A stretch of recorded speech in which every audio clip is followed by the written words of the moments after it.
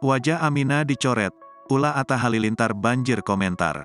Aminah Hana Nur Atta disebut marah karena wajahnya dicoret-coret.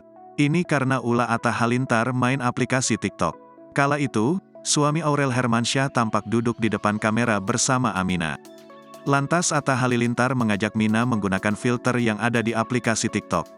Lewat filter itu, wajah Aminah pun dicoret-coret dengan krayon. Melihat raut wajah Aminah, Atta Halilintar mengira anaknya itu marah karena filter itu. "Kayaknya ada yang marah gis," kata Atta Halilintar. Aminah tampak terdiam ketika melihat wajahnya di kamera dicoret-coret. Aminah benar-benar terdiam tanpa ekspresi menatap layar kamera yang memasang wajahnya itu.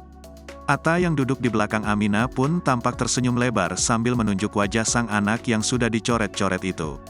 Atta pun mendapat julukan iseng dan jahil atas aksinya mengajak sang anak bermain filter mencoret wajah itu. Kendati demikian, meski wajahnya tampak penuh dengan coretan Aminah tetap dipuji gemas oleh warganet.